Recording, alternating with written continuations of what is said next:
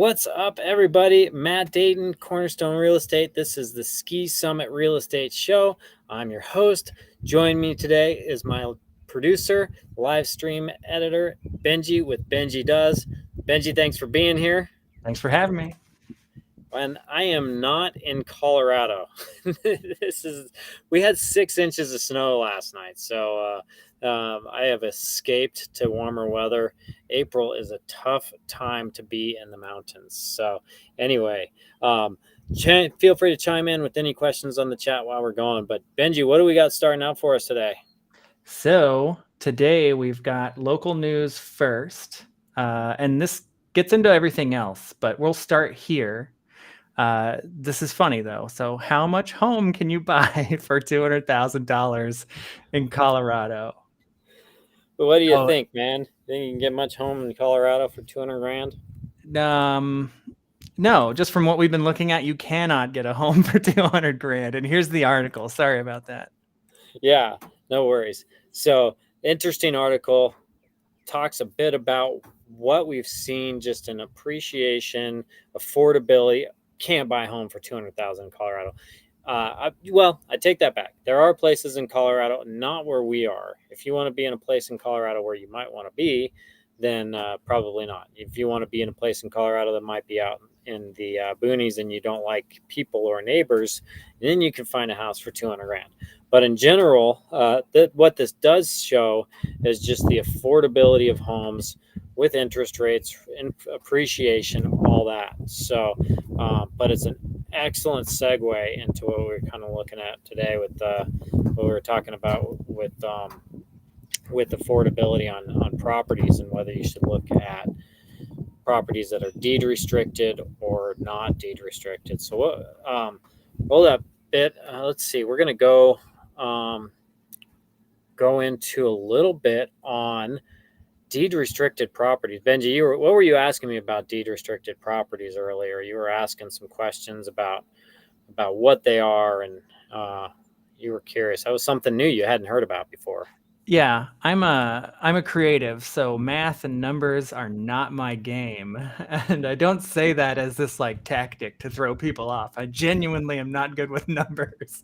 So when you said deed restricted, I was like, okay, well, what does that mean? Does that mean you never own the house? Does that mean that you don't own the valuation of the home as time passes? What are you not entitled to? That's the stuff that didn't make sense to me. What does deed restricted mean when you're buying a house?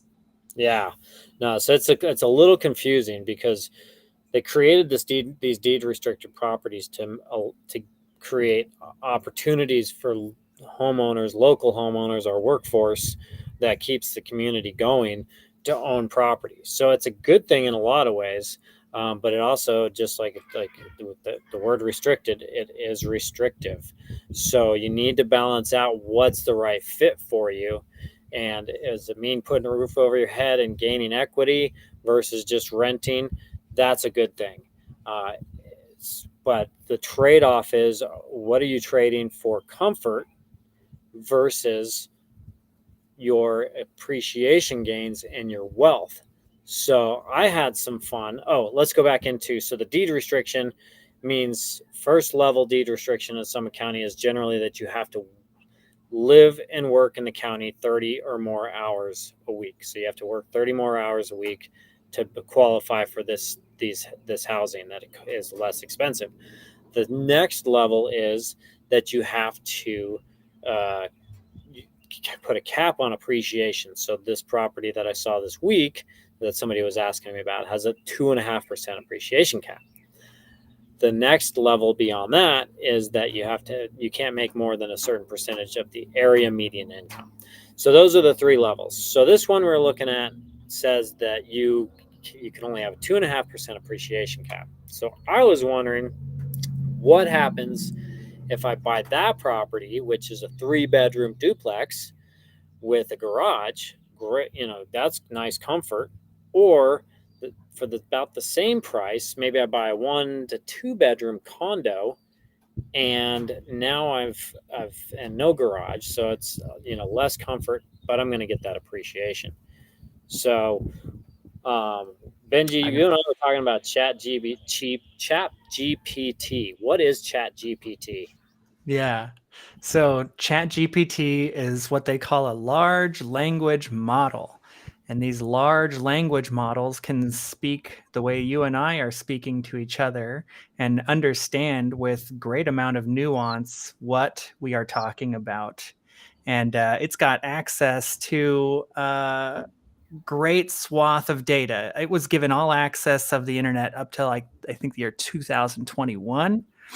So it knows just about everything you and I could potentially know, but it It knows knows it and it can more. perfectly recall it. Yeah, it knows way more than I know. That's for sure. Oh yeah. No, I sound like an idiot. I show up like a caveman. Tell me how to do stuff. So that leads us to today's real estate tip. Since we're talking about ChatGPT and appreciation costs, today's tip is: should I buy a deed restricted property with an appreciation cap? What does ChatGPT have to say? Yeah, so I went into Chat GPT and let me share my screen on that. But I wanted to just ask it kind of some. I'm trying to figure out the equations of what I'm looking at the end of the day. So if so, my question was, if I bought a house 15 years ago for 500,000 with 10% down on an average of 6% appreciation, which is conservative for where we are. We've definitely seen more than that, especially in recent years. On a 30-year fixed loan, how much equity would I have today? So it gives me it just like spouted out this answer. So assuming you've not made any extra payments, you have 15 years using an amortization schedule. You got 10%, which is 50,000. So it results after 15 years, you'd have um, the mortgage balance would be 311,000. Okay, so you've paid down a bunch of that. Um, so the current value of your house after 15 years would have at 6% appreciation would be 1,243,000. So current equity in the house would be approximately 932,000. So you can get a figure on how much you've actually gained. So if I buy the house, so let's say I go for that deed restricted property. So I go for the comfort of having a 3-bedroom garage. It's everything I want to be comfortable. So, but now I have to trade that out for 2.5% appreciation. So it spouted out this answer, and got the same equity. I've been paying out the same amount of interest. All that stuff stays the same. However, with the 2.5% appreciation, the equity in the house would be 483,000. So So is that like half? yeah, yeah. So I went a little bit deeper, and uh, so here's I'm going to share the spreadsheet I played around with, and anybody can feel free to chime in on this if I'm off on my numbers. But so if I basically had a 6% appreciation caps, 10% down, you can see the interest I'm paying, figured out, property taxes, and this was all just asking Chat GPT. So principal, HOA maintenance, I just kind of figured out, okay, if I'm paying $300 a month towards HOA on a condo, or $300 a month I'm budgeting for maintenance on a house. Value after 15 years, you can see the difference in the two of those is going to be pretty significant.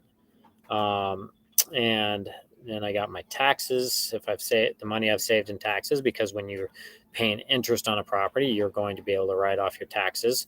That's not accountant advice, of course. So that could be in your own personal situation and what you can write off.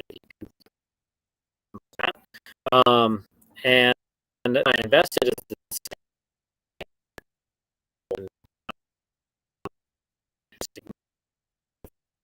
that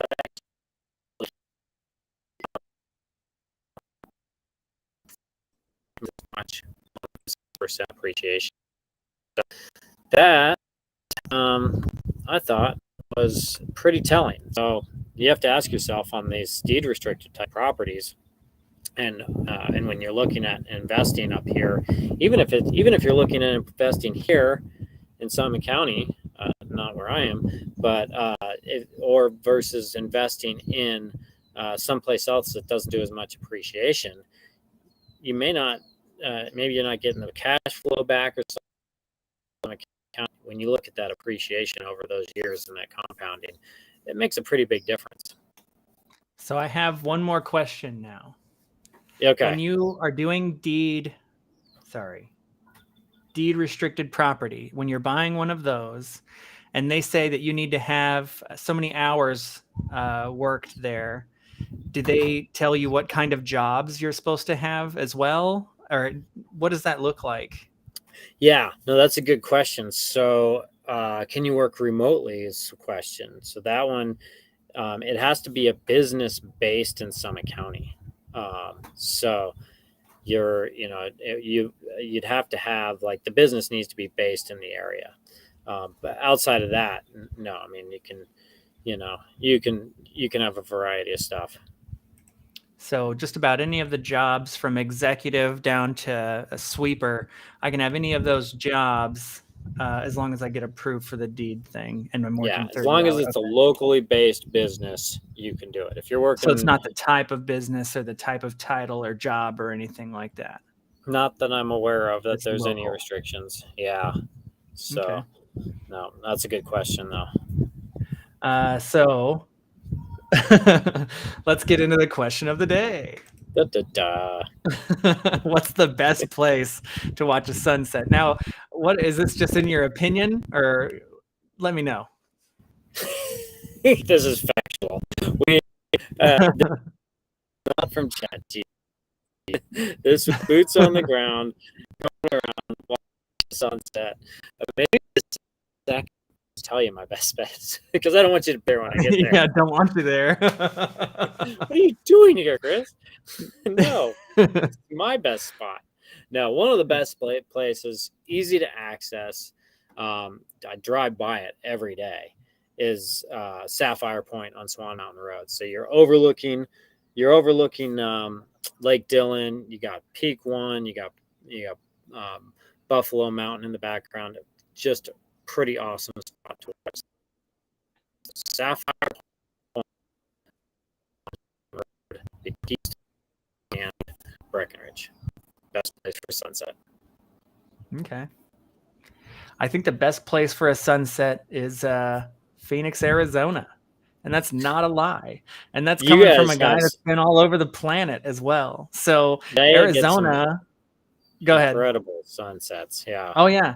Anywhere in this state is really interesting. And the reason for it is all the dust in the air. So as the sun is setting in the sky, you can actually look directly at it, and it is bright golden orange and it looks beautiful. So wow. It's just like you see on the Miami Vice commercials where the sun is going. It's beautiful.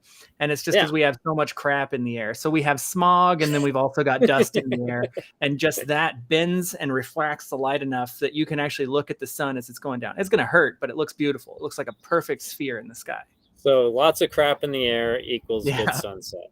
Yeah, well, we have big clouds too, big poofy ones. They look amazing. I know that. Well, you get those big, the what is it, saguaro cactuses and the in the foreground. That's pretty. It definitely is pretty. So a lot of us Coloradoans escaping to Arizona this time of year. Probably. I don't know. Yeah, we are flocking to Arizona just to get out of the snow. 6 inches, you said? You said 6 inches? 6 inches last night. Overnight? Yeah. Oh, it's just nonstop. Give us a break. All right. Now we've got the market comparison. Were you going to show us something? Yeah. So just a quick look at what we've got going for the past week. Not a super duper deep dive today. So just we are seeing a little bit of a trend here over the past 7 days as just a little bit more building inventory. We haven't been able to get over that 250 property mark for a bit, but now we're up there a little bit. So past 7 days, we saw 43 new listings and 28 sold. So, or go under contract. 24 sold. So things are slowing down a little bit as far as sales. I got to say that is pretty common for this time of year. hence why I'm not in Colorado and I'm taking my vacation time right now, is that everything's just a lot slower right now. The ski areas have closed down. There's not as much going on, not as much activity. So this is pretty common. This is where we're going to start to see our inventory build up right now this time of year. Not as many sales. It's really giving us a little bit of breathing time to restock those shelves. So that's what we're seeing in our market currently as of right now. Alrighty, now we've got the MLS check, and I'm going to share this first property, and this is 64 Hideaway Court. Yeah, so great single family home. You get backing up to just lots of open space, so to speak.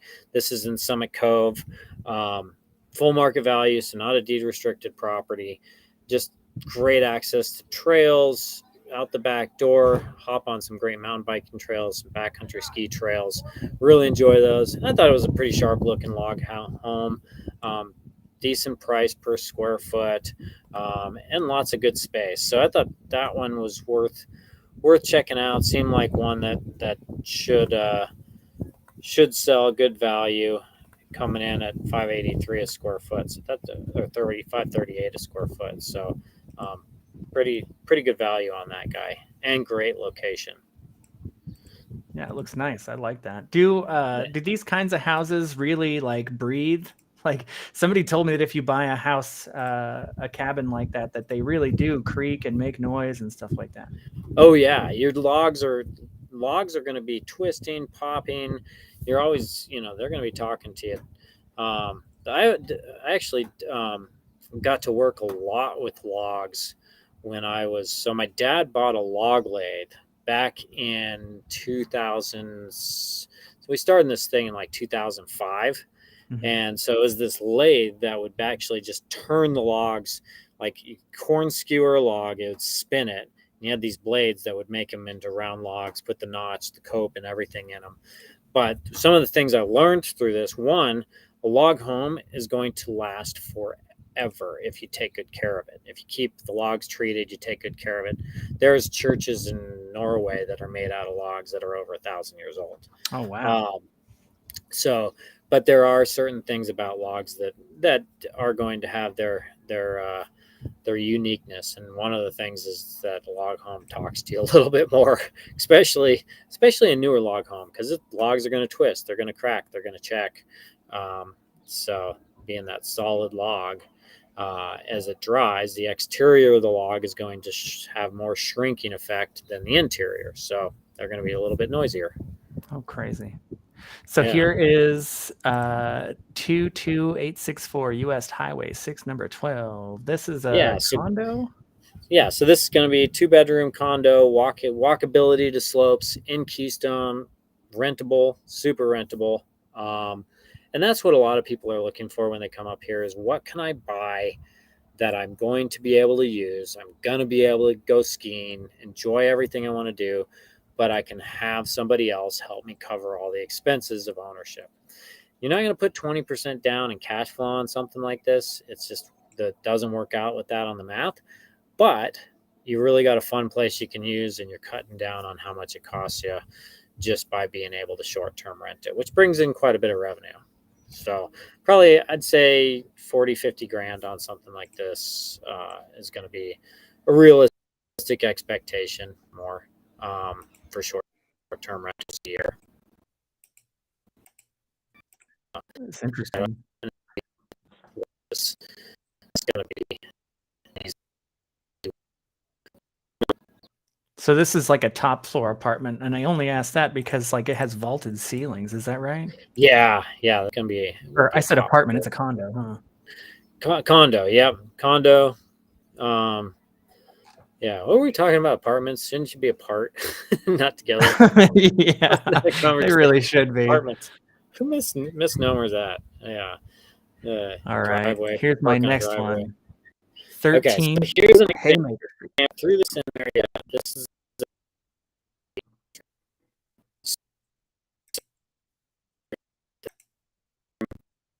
mm-hmm.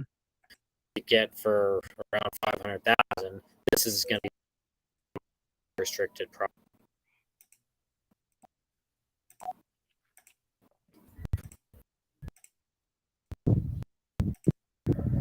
So it's two houses. There's one house over here and another one over there. So it's duplex. You're gonna own one side of it. Mm-hmm. So just yeah. You rarely ever find a whole duplex that you can buy up here. It's usually you're just buying one half of a duplex. If you can, and you can swing both sides, you get some great rent on one side. It's right there, easy to manage. So that's always Yeah, that'd be it's super always one nice. way to go. Alrighty, and now I've got 1396 Forest Hills Drive. This thing's covered in windows. Yeah, so this is kind of our higher end one that we picked for today. I really just love the views. Kind of a cool, modern look on a little bit of an older house, actually, to be quite honest. It's not by any means a new house, built in 1981, but it has kind of that modern flair a little bit to it. You've got just that open glass that they're building, on the new stuff right now. So you got an older house, but it's got all the design to it that you'd want to find in a new house right now. So it's kind of a little bit of ahead of its time. I thought this one would be a good one. Exterior seems like it might need some updating, but from the inside, looks like it's got everything you'd want. Yeah, it's a really cool looking house. I'm trying to find what's in that circle thing. Right? What is that? Yeah, I don't know if that's a stairway or maybe I bet it's was there a spiral staircase in there? Well, it just keeps going up, It's above everything, and it's got shingles on it. So I'm like, what's in there? What's inside of that thing? Maybe mechanical or something like that. It's a silo. It's a really cool house, and I agree with you. I think it looks really cool for modern style house, but built a little bit older. This is really neat. Yeah, I thought that one's a good style, and it's in Breckenridge, so it's you got that zip code, which is pretty awesome. Well, this next one is in Frisco, Teller Street, number 7. Yeah, so this one, okay, what can you get for 2-bedroom in a great location? So for in that $500,000 range. So this is going to be just a 2-bedroom, heart of Frisco, couple blocks off of Main Street, so shops and restaurants. I mean, this is really buying the location, but also something that a couple people could live in and live comfortably in. It's kind of a garden level type of condo, so it's not like you've got the epic views or anything. But honestly, locals, a lot of times it's like you're looking for that place that you can afford and give you the lifestyle that you want. You can have